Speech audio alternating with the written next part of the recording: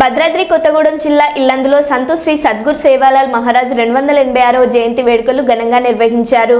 ఈ సందర్భంగా పట్టణంలో శోభయాత్ర భోగ్ బండార్ సద్భావన సభ నిర్వహించారు। ఈ సభలో మైబాద్ ఎంపీ పోరిక బలరాం నాయక్ మాట్లాడుతూ ఎస్టీలను 8వ షెడ్యూల్లో కలపాలని తాను పార్లమెంట్లో డిమాండ్ చేసినట్లు తెలిపారు। ప్రధానమంత్రి మోడీకి వినతి పత్రం అందజేశానని అన్నారు। 8వ షెడ్యూల్లో ఎస్టీలను చేర్చడం వలన ఎస్టీలు మాట్లాడే భాషని గుర్తించడం జరుగుతుందన్నారు। ఆయా ఎస్టీలు మాట్లాడే భాషలో వివిధ పోటీ పరీక్షలను రాసి ఉద్యోగాలు సాధించే అవకాశం ఉందని అన్నారు। ఇల్లందు ఎమ్మెల్యే కోరం కనకయ్య మాట్లాడారు।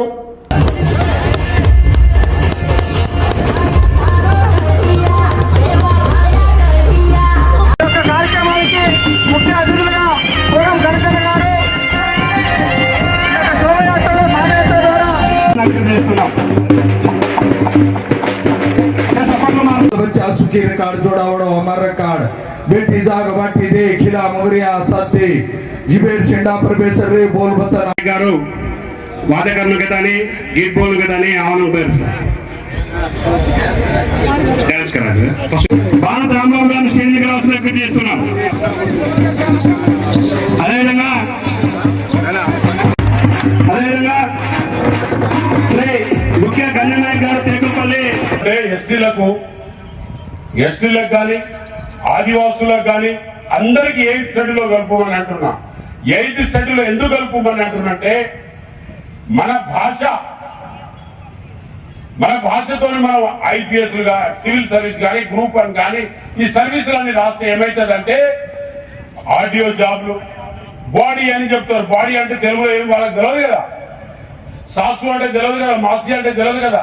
ఆ భాషలో మనం 8th షెడ్యూల్లో కలిపేస్తే ఆ భాషలో మనం ఎగ్జామ్స్ రాసుకోవచ్చు మన లిపితో। ఆ లిపి వలన మనకు ఉపయోగపడేది ఏంటంటే 8th షెడ్యూల్లో కలిపితే గ్రూప్ 1 కానీ ప్రతి ఒక్క స్కూల్లో ఒక టీచర్ వస్తారు ఒక భాషకు। ప్రతి ఎల్కేజీ యూకేజీ నుంచి లెక్క పెడితే అన్ని భాషలు ఇంగ్లీష్ తో పాటు లంబాడీ భాష కూడా వస్తుంది 8th షెడ్యూల్లో కలిపితే। అప్పుడు మనం సివిల్ సర్వీస్ రాసుకుంటే గ్రూప్ 1 రాసుకుంటే గ్రూప్ 2 రాసుకుంటే గ్రూప్ బి రాసుకుంటే ఒక్కొక్క స్కూల్లో ఒక్కొక్క పీరియడ్ ఒక్కొక్క టీచర్ కూడా సెలెక్షన్ అవుతాడు।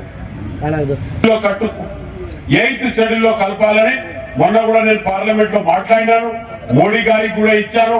ఎస్టీ కమిషన్ లో కూడా ఏ మాట కామాట హుస్సేన్ నాయక్ గారు కూడా వారు కూడా స్పందించి అన్నా ఇది బాగా మంచి పని చేసినావు నువ్వు ఇవి మోడీ గారికి అంటే నేను ఎస్టీలో కమిషనర్ కూడా ఢిల్లీలో ఇచ్చాను। ఈనాడు భగవంతుడు దేవుళ్ళందరూ కొలిసే పరిస్థితి, ఒక లంబాడి జాతి కాకుండా అన్ని కులాలు కూడా వారిచ్చిన సందేశం వారిచ్చిన స్ఫూర్తితో మందు మద్యం మాంసం తినకుండా ప్రయాణం చేసి మనకున్నటువంటి ప్రాంతాలన్నీ కూడా అభివృద్ధి జరగాలి, అందరితో పాటు పోటీగా ఉండాలని చెప్పి ఇప్పుడు గొప్పగా ఆలోచన చేసినటువంటి వ్యక్తి సేవలాల్ గారు।